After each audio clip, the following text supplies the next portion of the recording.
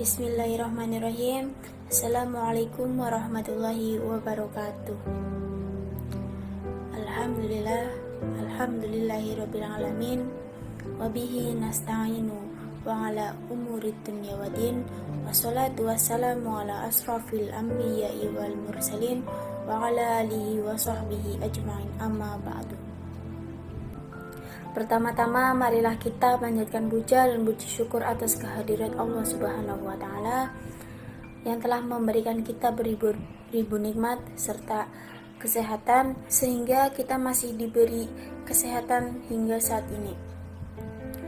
Tidak lupa sholawat dan salam tetap kita curahkan kepada junjungan Nabi Agung Muhammad sallallahu alaihi wasallam yang kita nantikan syafaatnya di yaumul akhir. Allahumma amin. Perkenalkan, nama saya Umi Karoman, NIM 20171011130. Saya ingin sedikit menyampaikan nasihat bagi kita semua yang masih sering meninggalkan sholat atau mengabaikan sholat. Padahal para ulama sudah menjelaskan ayat-ayat dan hadis ancaman bagi seorang muslim yang meninggalkan sholat. Padahal sholat adalah rukun Islam yang kedua setelah syahadat, dan sholat adalah tiang agama. Sehingga kalau kita sebagai umat muslim meninggalkan sholat, berarti kita tidak punya tiang, tidak punya pendirian.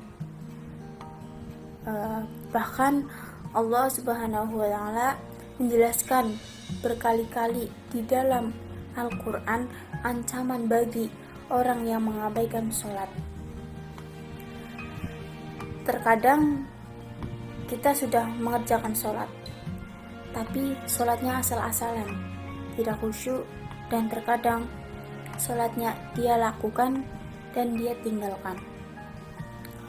Orang yang sholatnya tergesa-gesa dan tidak memenuhi rukun dalam sholat, dan juga orang yang terburu-buru sampai wudunya tidak benar, maka Allah Subhanahu wa taala menggolongkan di antara ciri-ciri yang paling jelas terhadap kemunafikan seseorang adalah dia yang malas dalam ibadah sholat.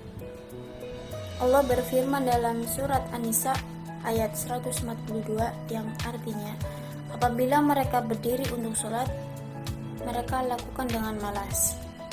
Mungkin kita sholat, apakah termasuk dalam bermalas-malasan? Seandainya kita termasuk orang yang lalai atau orang yang bermalas-malasan dalam sholat, nauzubillah, berarti masih ada kemunafikan dalam diri kita. Tertolak iman dan Islamnya dari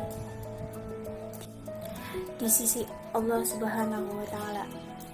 Teman-teman yang dirahmati Allah Subhanahu wa taala, salat adalah satu-satunya ikatan kita dengan langit dan satu-satunya ikatan antara hamba dengan Allah, sehingga ketika kita meninggalkan salat satu kali saja, berarti kita telah memutuskan hubungan dengan Allah. Sehingga bagaimana kita mendapatkan pertolongan sedangkan kita memutuskan ikatan dengan hamba dan Tuhannya? Kalau ikatan kita dengan Allah putus, bagaimana kita meminta rizki dari Allah, meminta perlindungan dari Allah, dan meminta kepada Allah untuk memperhatikan dan mengurus kita, padahal kita sendiri yang memutuskan ikatan dengan Allah. Satu-satunya kata ulama ikatan antara hamba dengan Rabb-nya adalah as-sholat. Siapa yang meninggalkan sholat secara sengaja tanpa alasan yang diperbolehkan oleh agama, berarti dia telah memutuskan ikatan dengan Allah. Padahal nanti di akhirat sholat adalah amal pertama yang akan ditanya oleh Allah. seandainya sholat kita benar, maka amal yang lainnya Allah akan memperbaiki. Dan seandainya sholat seseorang itu rusak, maka semua amal yang lain akan ikut rusak bersamanya. Dengan ini, jangan pernah meninggalkan sholat tanpa unsur-unsur dari Allah yang diperbolehkan. Tidak ada alasan untuk meninggalkan sholat, saking pentingnya ibadah ini. Allah tidak mau kita memutuskan hubungannya dengan Allah. Mudah-mudahan kita menjaga sholat kita, maka Allah akan menjaga kita. Sekian yang dapat saya sampaikan, dan pesan saya, jangan pernah meninggalkan sholat karena sholat adalah tiang agama.